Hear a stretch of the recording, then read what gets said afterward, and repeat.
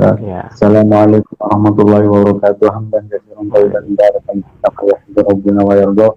Alhamdulillah pada kesempatan sore ini kita diberi kesempatan untuk berbincang-bincang dengan Sahal Amin Sultan, salah satu imam dulu di Bimbas. pada Untuk zamannya. awal-awal kita sedikitlah mendengarkan lantunan Al-Quran dari Sahal Amin Sultan. Fal yatafaddal masjura. Ya, ya, terima kasih pada saudara Anjab memberikan saya waktu untuk mendengarkan. Ya, oke. Hilang. Halo, tes. Masuk suara nih. Aman sinyal? Aman-aman. Aman, oke. أعوذ بالله من الشيطان الرجيم بسم الله الرحمن الرحيم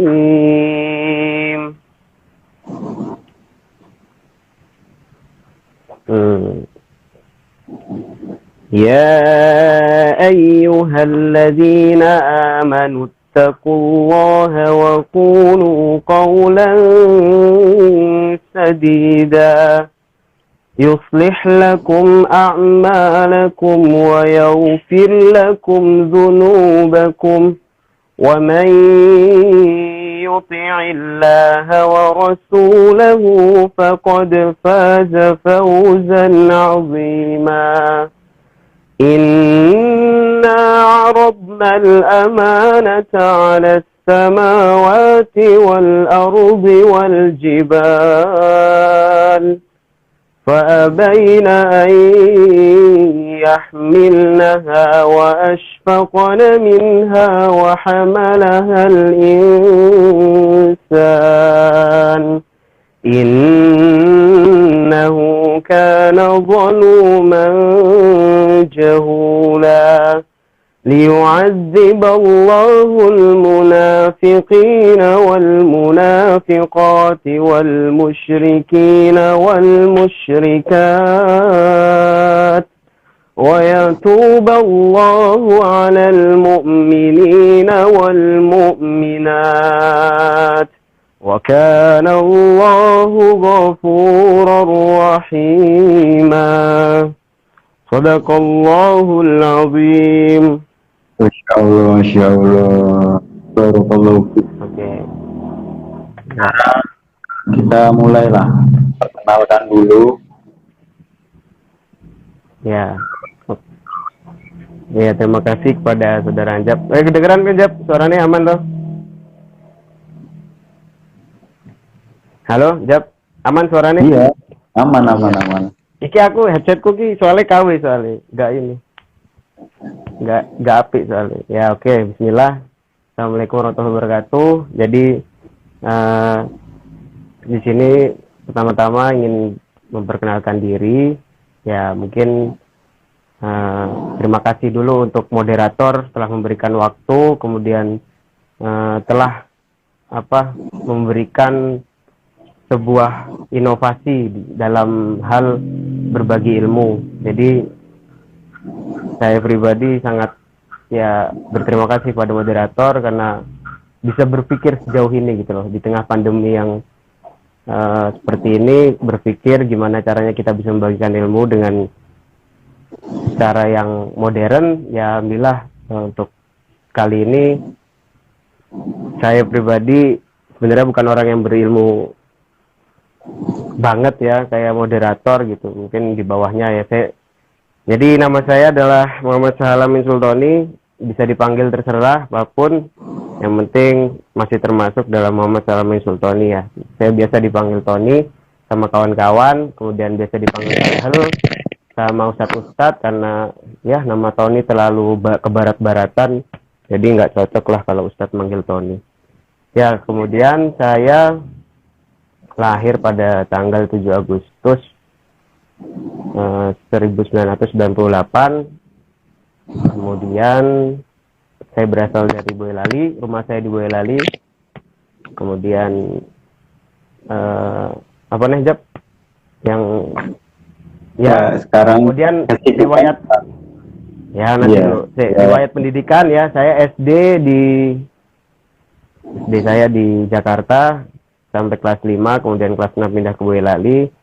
Kemudian SMP saya dikarenakan nilai yang begitu sangat wadaw, jadi saya dimasukkan ke pondok oleh orang tua saya semenjak SMP sampai SMA, kemudian pengabdian, jadi total saya di pondok 7 tahun, yaitu Pondok Islamic Center Binbas, pondok yang sama seperti moderator kita yaitu Ustadz Muhammad Anjab. Ya, kemudian saya adik kelasnya ya, jadi Muhammad Anjab adalah seorang yang sangat berwibawa pada kala itu, jadi saya sangat respect sekali untuk saat ini bisa diundang untuk berbicara ya.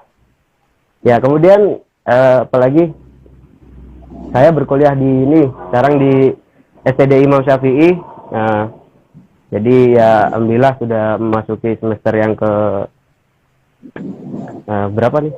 6 ya, selesai semester 6, kemudian masuk semester 7 ya, mengambil jurusan Ahwal Syahsiyah jadi di Masya Allah, Mas. di STD Imam Syafi'i Jember ya. Ya, mungkin itu sedikit perkenalan dari saya. Ya. Baik, jadi seperti itu ya, mengenal profil dari narasumber. Kemudian sekarang itu kesibukannya apa sih? Kayaknya antum itu ada kuliah, ada berbisnis juga gitu. Bagaimana mungkin cara mengaturnya gitu? Alhamdulillah, jadi moderator bertanya tentang kesibukan ya, jadi ya saya menyibukkan diri, bukan berarti apa namanya, bukan berarti saya juga yang terlalu sibuk banget, enggak sebenarnya. Jadi ya kesibukan saya selama pandemi ini kan kemarin dari bulan Maret saya udah di rumah ya, itu kan masih kuliah online. Jadi saya ya kuliah online di rumah ya, tetap menjaga diri dari virus-virus yang ada saat ini gitu kan, biar nggak ketular. Jadi saya kuliah-kuliah aja sampai kemarin selesai ujian saya sudah lepas ya. Kemudian sekarang saya kalau di rumah gini bantu-bantu orang tua karena orang tua punya usaha, alhamdulillah. Ya jadi sedikit meralat juga ya dari judul yang disampaikan oleh Ustadz Muhammad Anjab gitu, owner Simo Chicken. Jadi Simo Chicken itu nah, jadi diambil dari kata Simo dan Chicken. Simo itu sebuah nama kecamatan di Kabupaten Boyolali. Kemudian Chicken adalah ya, jadi Chicken adalah karena yang saya jual adalah berbahan dasar ayam gitu. Jadi makanlah Simo Chicken gitu. Sebenarnya saya bukan owner, jadi ya mungkin ya calon owner ya mungkin. Jadi kan untuk sementara ini masih di manage penuh oleh orang tua. Jadi ya sedikit-sedikit juga saya mengambil ilmu, jadi ilmu berbisnis, bagaimana cara menjalankan bisnis dengan benar gitu ya, maksudnya bisnis, terutama bisnis makanan ya. Jadi ya kalau profil saya, kesibukan saya ya untuk saat ini ya sekedar bantu-bantu. Tadi ya ini agak telat juga sebenarnya, jadwalnya jam 4. Jadi tadi Ana ikut belanja ya, di belanja kebutuhan biasa, karena belanjanya juga cukup jauh dari Kabupaten Boyolali. Kita harus ke Solo Kota untuk mendapatkan bahan-bahan untuk bisa meracik makanan yang sangat enak dari Simo Chicken.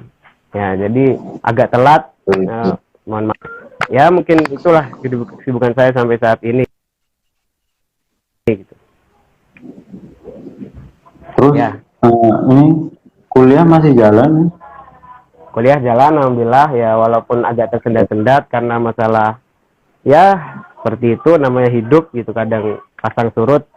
Ya, tapi bagaimanapun kan kita ketika amanah sudah dibebankan kepada kita kan, bagaimana kita bisa menunaikannya. Jadi ya mulai berpikirlah, jadi lebih bisa untuk mengatur bagaimana manajemen waktu, kemudian agar selesai nih kuliah. Ya masih kuliah, masih. Pertanyaannya jangan terlalu ini ya, jangan terlalu menjurus ya, karena kalau dipancing bahaya ini.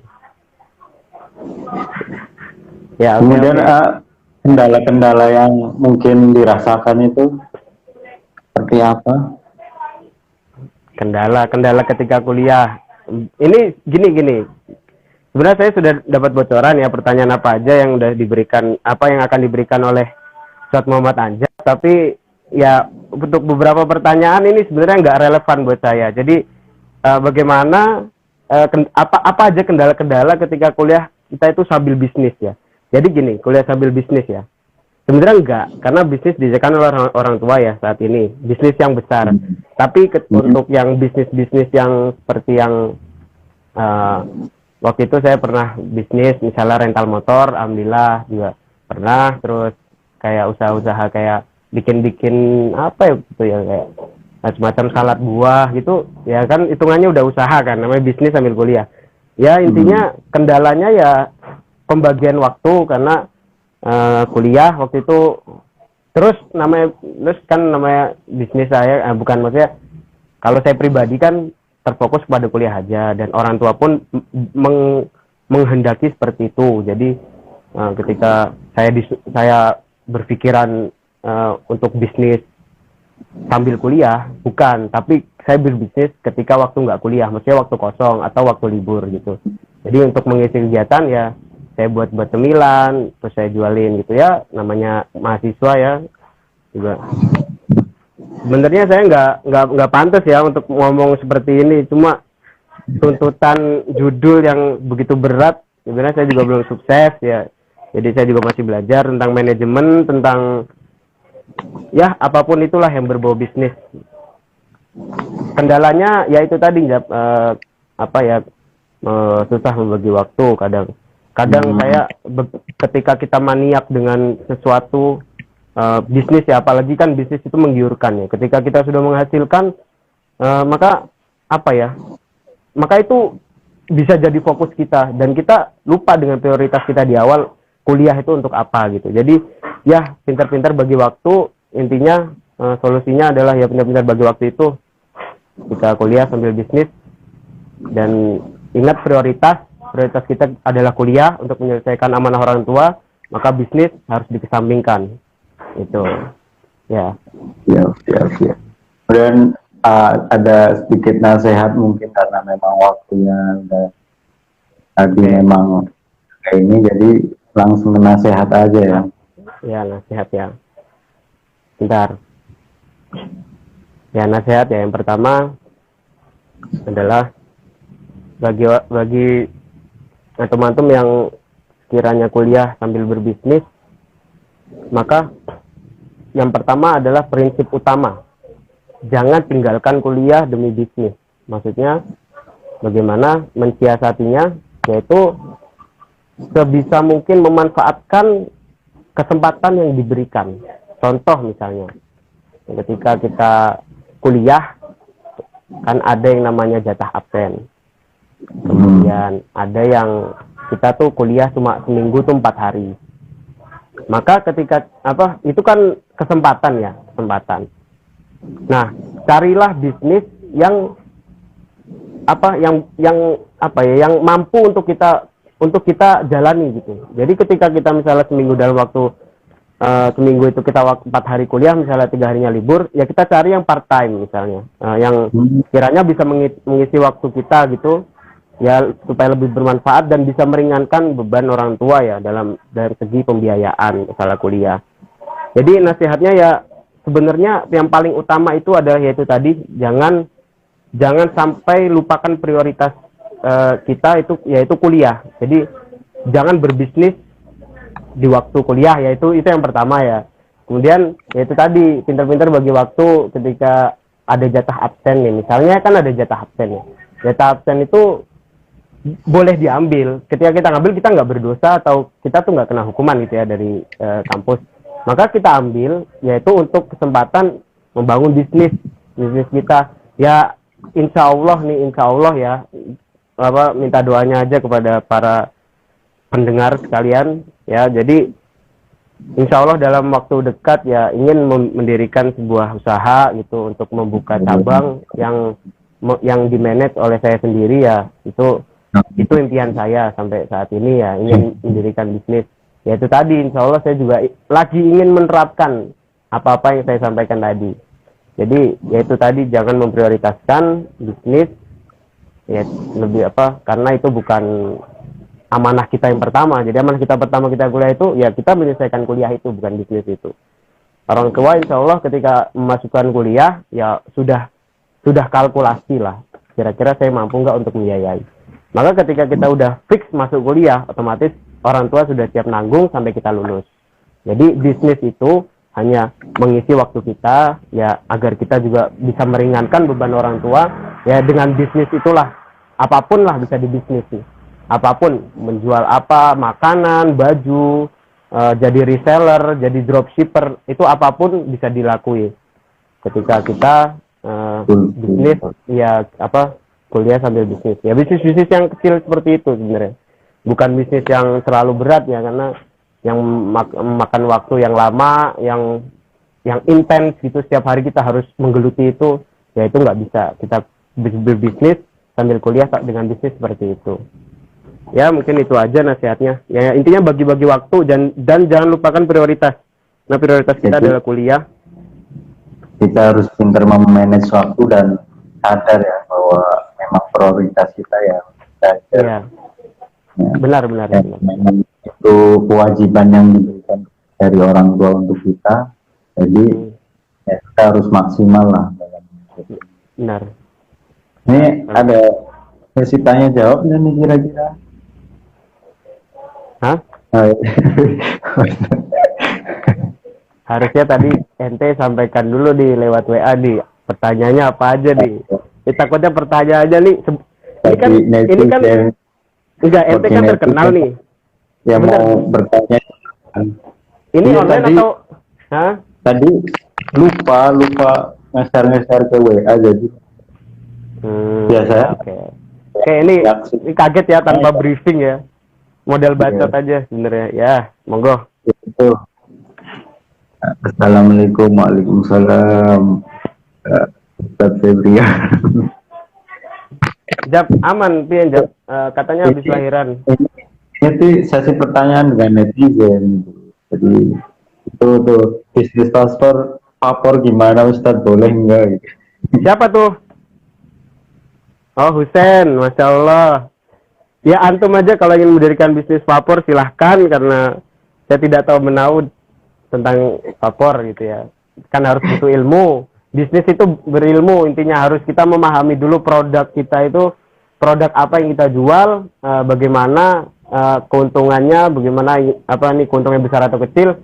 Ya produk ini yang ini dulu nih kita pelajari nih, apapun lah.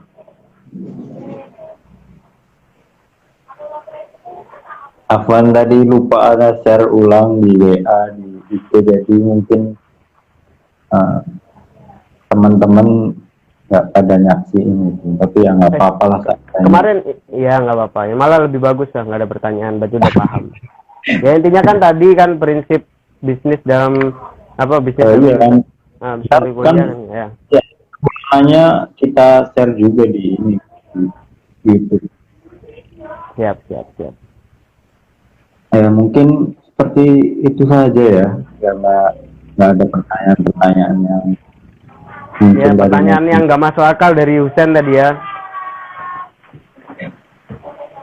Ustaz Google, bareng Ustaz Google ya, mungkin beliau belum bisa dihubungin ya. Kalau bisa antum tinggal datang ke pondok aja saat nggak usah hubungin ya, datang aja ke pondok, beliau standby kok.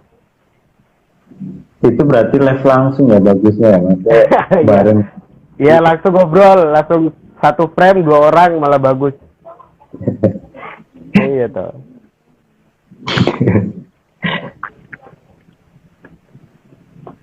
Ya mungkin cukup nih, karena udah cukup. Pertanyaan kemarin kamu buat story perasaan itu kehapus ya? Lupa kemarin datanya. Misalkan kemarin. Ya oke lah. Ya terima kasih lah. Jazakumullah khairan kepada Wa'alaikum Ustaz Anjab, Masya Allah. Viewers sudah menyempatkan waktunya walau sebentar ini, semoga apa yang kita bicarakan bisa menjadi manfaat Amin. Mari kita tutup dengan doa kafaratul majlis. Subhanakallahumma wa bihamdika asyhadu an la ilaha illa anta astaghfiruka wa atubu ilaik. Assalamualaikum warahmatullahi wabarakatuh. Waalaikumsalam warahmatullahi wabarakatuh.